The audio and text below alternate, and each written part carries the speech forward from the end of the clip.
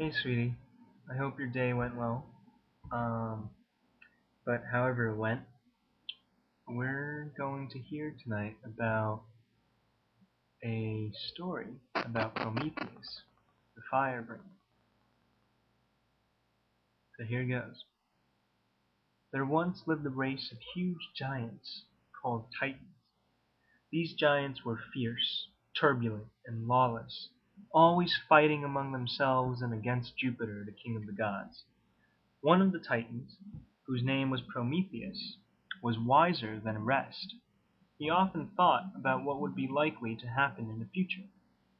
One day, Prometheus said to his brother Titans, "What is the use of wasting so much strength? In the end, wisdom and forethought will win.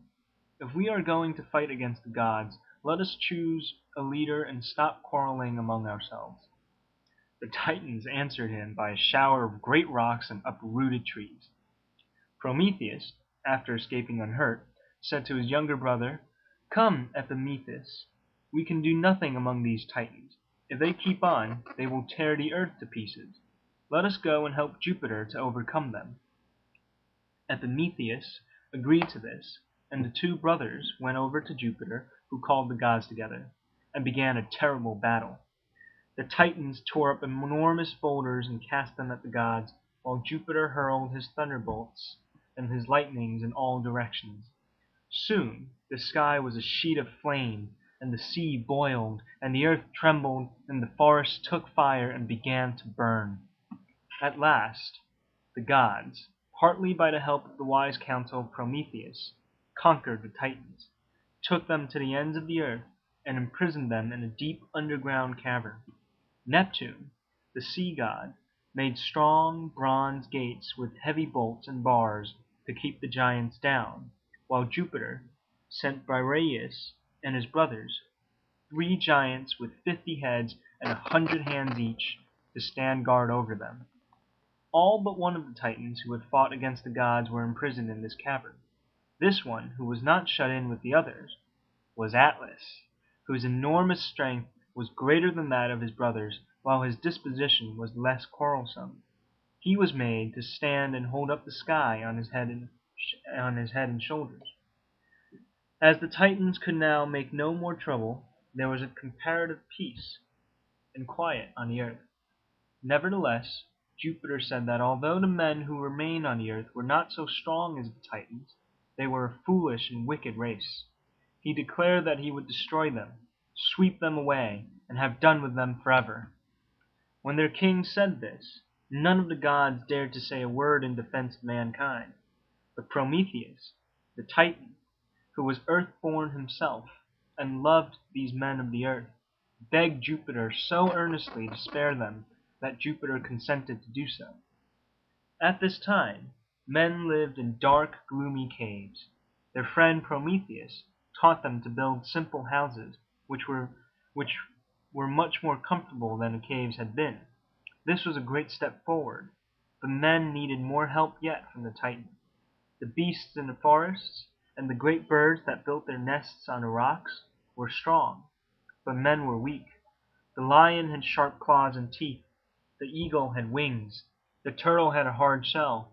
But man, although he stood upright with his face towards the stars, had no weapon with which he could defend himself. Prometheus said that man should have Jupiter's wonderful flower of fire, which shone so brightly in the sky. So he took a hollow reed, went up to Olympus, stole the red flower of fire, and brought it down to earth in his reed. After this, all the other creatures were afraid of man, for this red flower had made him stronger than they. Man dug iron out of the earth, and by the help of his new fire made weapons that were sharper than the lion's teeth. He tamed the wild cattle by the fear of it, yoked them together, and taught them how to draw the plow. He sharpened strong stakes, hardening them in its heat, and set them around his house as a defense from his enemies. He did many other things besides with the red flower that Prometheus had made to blossom at the end of the reed. Jupiter, sitting on his throne, saw with alarm how strong man was becoming.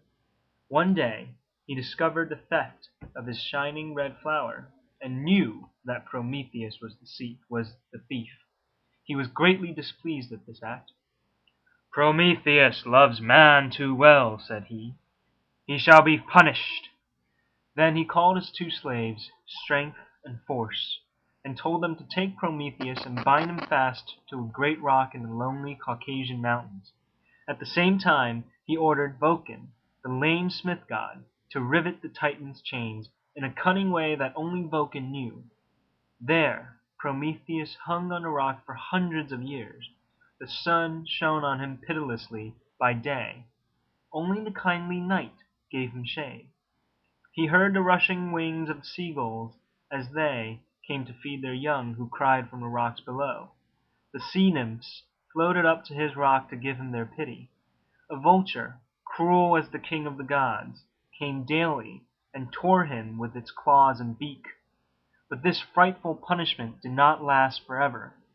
Prometheus himself knew that some day he should be set free, and this knowledge made him strong to endure. At last the time came when Jupiter's throne was in danger, and Prometheus, pitying his enemy, told him a secret which helped him to make everything safe again. After this, Jupiter sent Hercules to shoot the vulture and to break the Titan's chains. So Prometheus was set free. I hope you liked that one. Anyway, have a good night. Sweet dreams. Take care.